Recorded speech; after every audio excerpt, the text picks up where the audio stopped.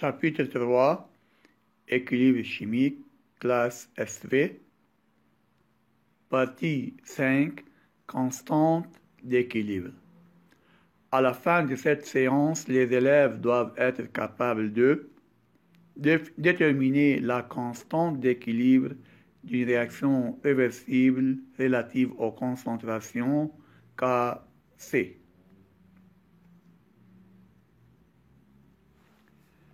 D'après la loi d'action des masses, lorsqu'une réaction réversible atteint un état d'équilibre à une température donnée, le produit des concentrations molaires des produits de la réaction divisé par le produit des concentrations molaires des réactifs, élevé chacune à une puissance égale au coefficient stéréométrique du constituant correspondant dans l'équation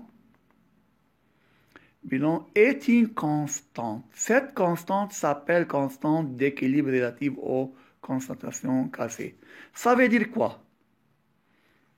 En général, pour l'équation générale d'une réaction réversible, AA plus BB donne CC plus DD, où A, B, C, D sont les coefficients stéréométriques, concentration molaire à l'équilibre, concentration de A, concentration B, concentration C et concentration de D.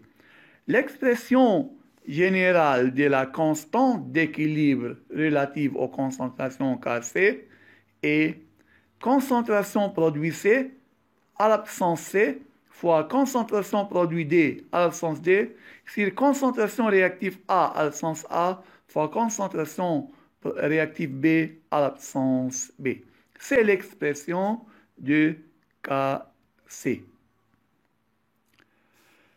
La constante de la réaction inverse. Maintenant, la réaction inverse, c'est-à-dire les produits sont les réactifs de la réaction. Cc plus Dd donne AA plus Bb. L'expression de K'C, la constante d'équilibre de cette réaction inverse, et concentration des produits qui sont A et B maintenant, concentration A à sens A fois concentration B sur B, sur concentration C sur C et fois concentration D sur D. C'est l'inverse de la constante d'équilibre des réactions dans le sens direct, alors égal à 1 sur Kc. Donc K'C égale 1 sur Kc. Exemple, pour la réaction de synthèse de l'ammoniac N2 plus 3HD donne de NH3, Kc égale concentration NH3 au carré sur concentration Nd à sens 1 fois concentration HD à la sens 3 qui est le quotient stéréométrique de HD. Remarque, Kc est une constante sans unité. Application 1, soit la réaction d'estérification, CH3COH, l'acide carboxylique, plus CdH5OH, l'alcool, donc CH3CO, CdH5, c'est l'ester, plus H2O, l'eau. L'état d'équilibre est atteint lorsque la composition en mol de chaque espèce chimique est nombre de moles de l'acide égale nombre de moles de l'alcool à l'équilibre égale 0,33 moles. E, nombre de moles de l'ester égale nombre de moles de l'eau égale 0,67 moles à l'équilibre. 1. Déterminer la constante d'équilibre relative aux concentrations Kc de cette réaction. 2. Déduire K'C pour la réaction d'hydrolyse, c'est-à-dire la réaction inverse. Solution de l'application 1. On a l'équation en général, c'est acide carboxylique plus alcool donne ester plus eau.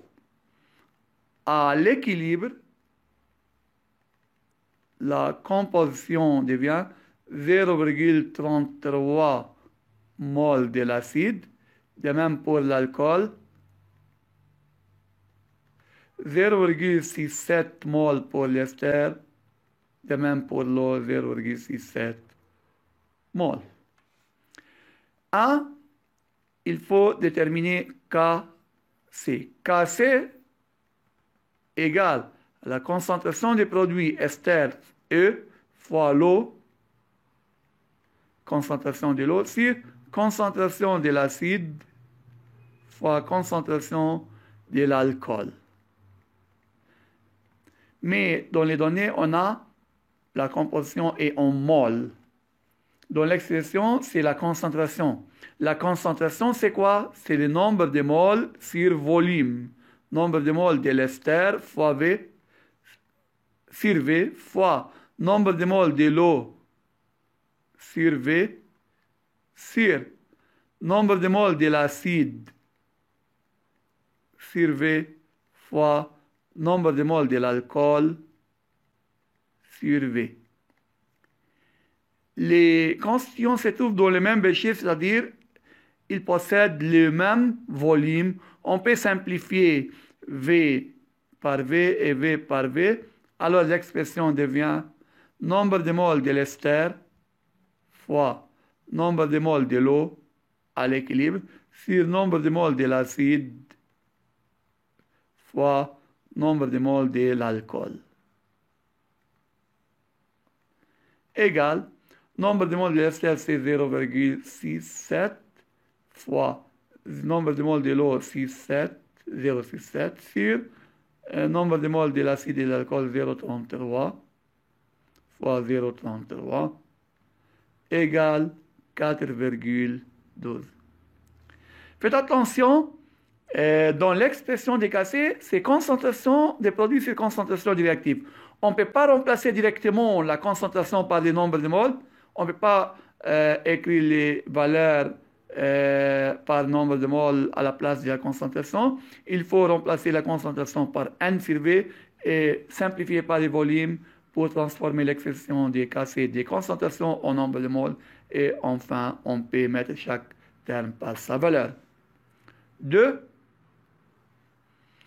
La constante d'équilibre de la réaction inverse de l'hydrolyse K'C égale à quoi? À 1 sur Kc égale 1 sur 4,12 égale 0,24. C'est la solution de l'application 1. Application 2. Les tableaux ci-dessous montrent deux ensembles des données à 500 degrés pour la réaction d'équation bilan. ND plus T3HD donne DNH3. C'est le tableau. On a deux expériences à la même température 500 degrés. On a donné la concentration initiale en mol par litre pour chaque expérience. Expérience 2 ici. Une mol pour les réactifs, 0 pour les produits. On a obtenu à l'équilibre 0,9D1 pour ND, 0,763 pour HD et 0,157 pour NH3. Pour l'expérience D, on a différentes compositions AT égale 0, composition initiale, 2 moles pour ND, mol par litre, 1 mol par litre pour HD, 3 moles par litre pour NH3. On a obtenu aussi différentes compositions à l'équilibre. 1. Calculer la constante d'équilibre Kc pour la synthèse d'ammoniac à 500 degrés pour chaque expérience. On doit calculer Kc pour l'expérience 1 et Kc pour l'expérience 2. 2. Comparer les deux valeurs, puis tirer une conclusion autour de l'effet de la composition initiale sur la valeur de Kc à température constante. Partie 3. Le tableau suivant montre la composition à l'équilibre de cette réaction. La même réaction synthèse d'ammoniac, mais ici à différentes températures. À 472 degrés, on a diminué la température. On a donné la composition à l'équilibre pour chaque constituant pour l'expérience terroir. 3.1. Calculer la constante d'équilibre Kc pour l'expérience terroir, c'est-à-dire à différentes températures. Comparez la valeur de Kc à 472 degrés avec celle de Kc à 500 degrés, puis tirez une conclusion. Solution. Tout d'abord, Kc égale à quoi? C'est partie 1. Égale concentration NH3 au carré sur concentration de N2 fois concentration de H2 au cube. Pour l'expérience 1, on l'appelle Kc1 égale concentration de NH3 à l'équilibre pour l'expérience 1, c'est 0,157 au carré. Sur concentration de ND, c'est 0,921 fois concentration de HD, c'est 0,763 au cube. Égale 0,06. Kc2, de même, concentration de NH3 à l'équilibre dans le mélange pour l'expérience D, c'est 1,82 au carré. Sur concentration de ND, c'est 2,59 fois concentration de HD, c'est 2,77 au cube. La valeur de Kc aussi égale à 0,06.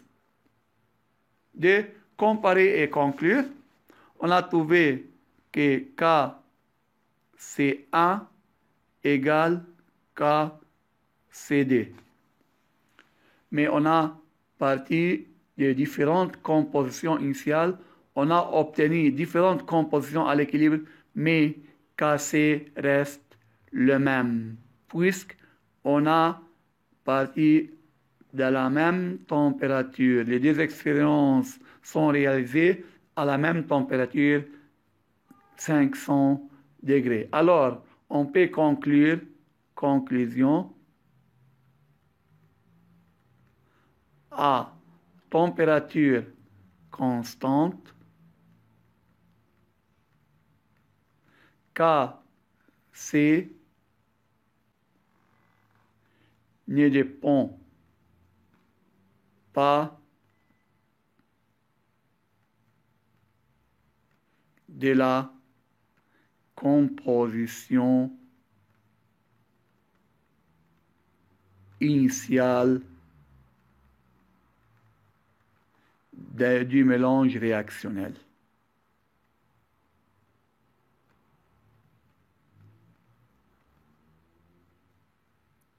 Alors, à la même température, on va obtenir la même valeur de Kc, même si on a parti de différentes compositions initiales du mélange réactionnel. Partie 3, maintenant, on a changé la température. L'expérience 3 à différentes températures. 3.1, on veut calculer Kc, on l'appelle Kc3.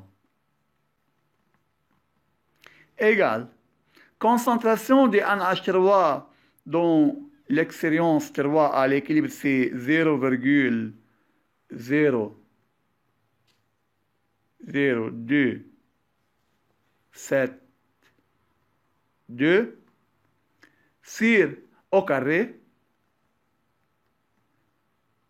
sur concentration de N2, c'est 0,0402 fois concentration de H2, c'est 0,172 au cube,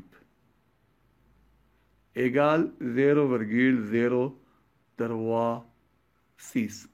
Maintenant, on a obtenu différentes valeurs de Kc. Pourquoi? Car on a changé la température. Alors, comparer et conclure.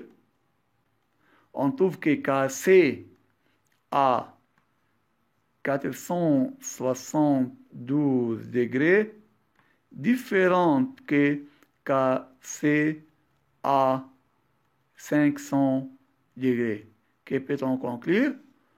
On peut conclure que Kc dépend de la température. Lorsque la température varie, la valeur de Kc varie. Conclusion.